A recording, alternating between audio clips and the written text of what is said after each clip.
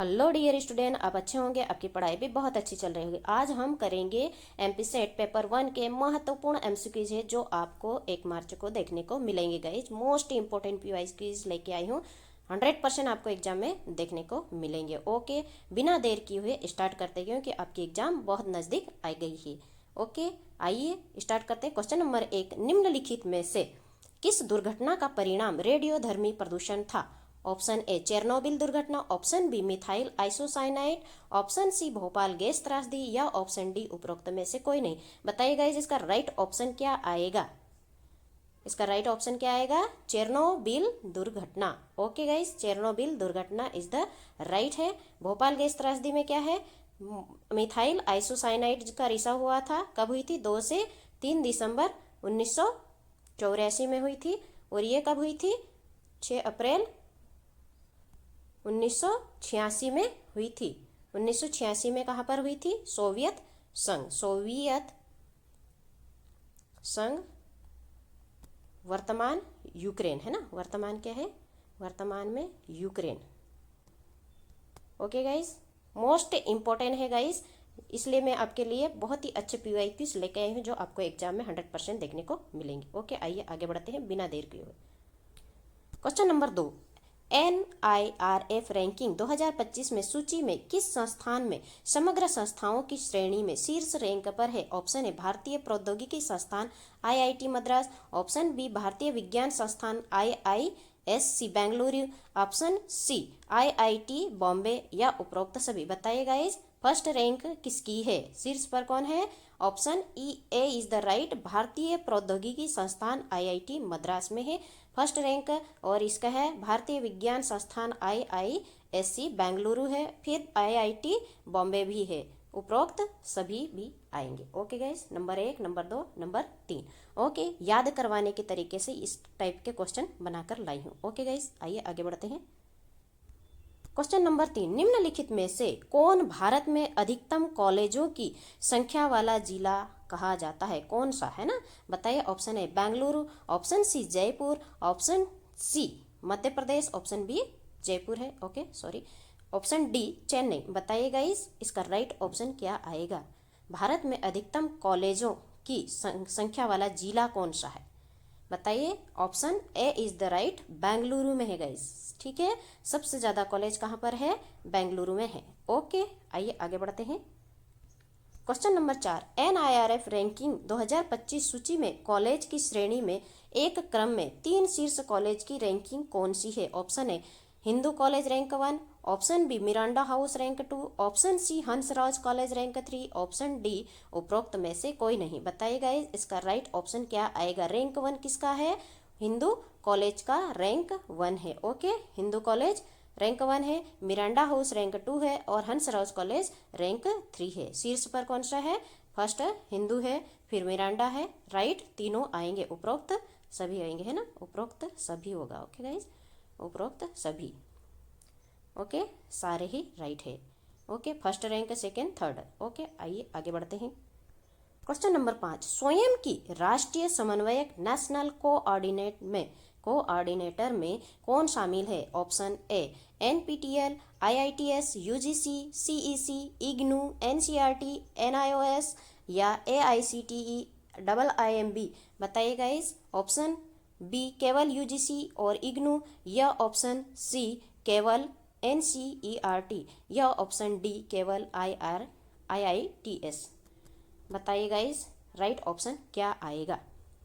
NCERT की स्थापना कब हुई थी? 1961 में। UGC की 1956 में। ओके, इनके फुल फॉर्म भी आ सकते हैं गाइस। ओके, याद कर लेना। ओके, इसका राइट ऑप्शन है ए इज द राइट है गाइस। आइए आगे बढ़। क्वेश्चन नंबर 6, स्वयं प्रभा पर किस स्तर की शिक्षा सामग्री उपलब्ध है? ऑप्शन ए केवल प्राथमिक स्तर, ऑप्शन बी केवल माध्यमिक स्तर, ऑप्शन सी उच्च शिक्षा NCERT, NIOS, UGC, NPTEL या उपरोक्त सभी। बताइए गए, स्वयं प्रभा पर किस स्तर की शिक्षा सामग्री उपलब्ध है? ओके, स्वयं प्रभा एक डिजिटल DTH चैनल है। इस पे कितने 40 चैनल है, 24/7 आवर्स है। ओके, शिक्षा प्रदान किया जाता है ये। यह सभी स्तर पे देता है तो उपरोक्त सभी आएगा। ओके, सभी आएगा, उपरोक्त सभी, है ना। जी सैट 15 उपग्रह उपयोग किया गया था, है ना। ओके, इसका क्या क्या है, पहुंच, पहुंच, समानता और गुणवत्तापूर्ण शिक्षा, गुणवत्तापूर्ण शिक्षा प्रदान करना है। ओके, डीटीएच डिश टीवी के माध्यम से, ओके, वीडियो के कार्यक्रम द्वारा प्रसारित किया जाता है। डीटीएच उच्च गुणवत्ता वाले शिक्षक कार्यक्रम प्रदान किए जाते हैं टीवी यानी टेलीविज़न के माध्यम से। डीटीएच डायरेक्ट टू होम क्या है, डायरेक्ट, डीटीएच का फुल फॉर्म क्या है, डीटीएच का फुल फॉर्म जानते हैं, direct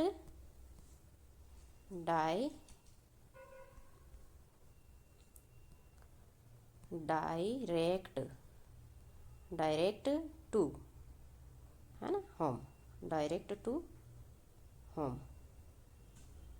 okay guys, home. Okay, आइए आगे बढ़ते हैं। भारत सरकार और शिक्षा मंत्रालय की यह पहल है। ओके, क्वेश्चन नंबर 7, दीक्षा का पूरा नाम क्या है।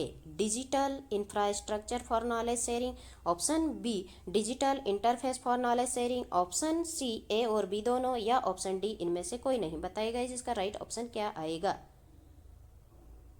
दीक्षा का पूरा नाम क्या है, दीक्षा का पूरा नाम क्या है गाइस, बताइए। दीक्षा क्या है, एक डिजिटल लर्निंग प्लेटफॉर्म है। ओके, इसका पूरा नाम क्या है, option A is the right, digital infrastructure for knowledge sharing, है ना, डिजिटल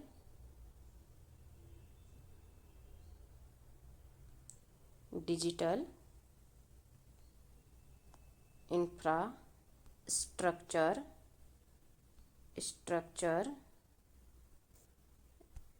एक सेकेंड, क्या है, digital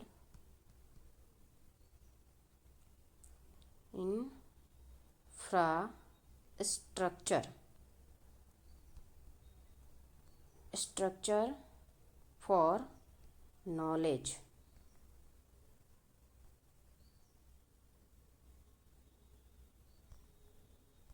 DGE knowledge sharing. Okay guys, knowledge sharing. Okay, आइए आगे बढ़ते, option A is the right है। क्वेश्चन नंबर 8, हम प्रारंभिक वैदिक काल के बारे में किसके द्वारा जान सकते हैं। ऑप्शन ए पुरातात्विक खुदाई, option B Rigveda, option C Jataka कथाएं, ऑप्शन डी समकालीन सांस्कृतिक। बताइए इसका राइट ऑप्शन क्या आएगा। हम प्रारंभिक वैदिक काल के बारे में किसके माध्यम से जान सकते हैं। Option C is the right, Jataka कथाओं के द्वारा हम वैदिक के प्रारंभिक काल के बारे में जानकारी प्राप्त कर सकते हैं। ओके गाइस, आइए आगे बढ़ते हैं। बहुत ही मोस्ट इम्पोर्टेंट करंट अफेयर्स से रिलेटेड क्वेश्चन बनाए हूँ गाइस। ओके, आपको एग्जाम में 100% हेल्प करेंगे। क्वेश्चन नंबर 9, नई शिक्षा नीति NEP 2020 के अनुसार राष्ट्रीय एकीकरण शिक्षा समिति की स्थापना की जाएगी। स्कूलों में व्यावसायिक शिक्षा किस ग्रेड से शुरू होगी, इसमें इंटर्नशिप भी शामिल होगी। बताइए, option A grade 3, option B grade 4, option C grade 5 या ऑप्शन डी ग्रेड 6। बताइएगा इसका राइट ऑप्शन क्या आएगा। Option D is the right, grade 6, है ना, ग्रेड 6 है जो व्यावसायिक शिक्षा वोकेशनल एजुकेशन की शुरुआत की जाएगी, जिसमें इंटर्नशिप भी शामिल है। ओके, आइए आगे बढ़ते हैं गाइस, मोस्ट इम्पोर्टेंट है गाइस। क्वेश्चन नंबर 10, नई शिक्षा नीति 2020 राष्ट्रीय मूल्यांकन केंद्र परख की एक मानक सेंटिंग निकाय के रूप में स्थापित किया जाएगा। परख में अक्षर R का अर्थ क्या है। बताइए गाइस, ऑप्शन ए संशोधित करें, ऑप्शन बी तर्कसंगत, ऑप्शन सी समीक्षा करें या ऑप्शन डी पुनः प्रावर्तन। R का अर्थ क्या है। बताइए गाइस, R का अर्थ क्या है। Option C is the right, समीक्षा, R यानी रिव्यू, ओके गाइज, रिव्यू।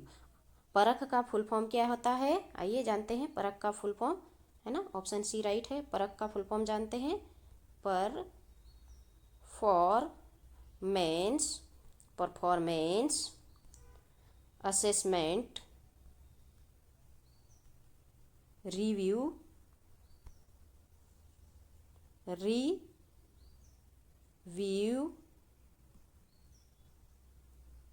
है ना, रिव्यू क्या है,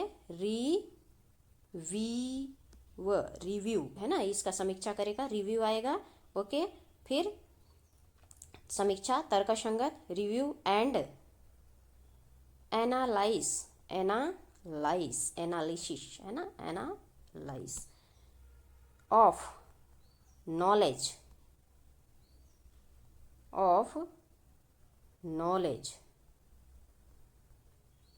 फॉर क्या आएगा, होलिस्टिक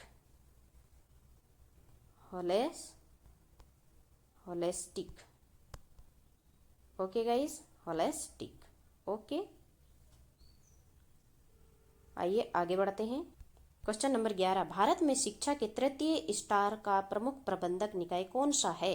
ऑप्शन ए विश्वविद्यालय अनुदान आयोग, ऑप्शन बी मानव संसाधन विकास मंत्रालय, ऑप्शन सी अखिल भारतीय तकनीकी शिक्षा परिषद, ऑप्शन डी राष्ट्रीय शैक्षिक अनुसंधान और प्रशिक्षण परिषद। बताइए गाइस, मोस्ट इंपोर्टेंट क्वेश्चन है इसका। प्रत्येक स्तर का है ना, प्रत्येक स्तर का प्रमुख प्रबंधक निकाय कौन सा है?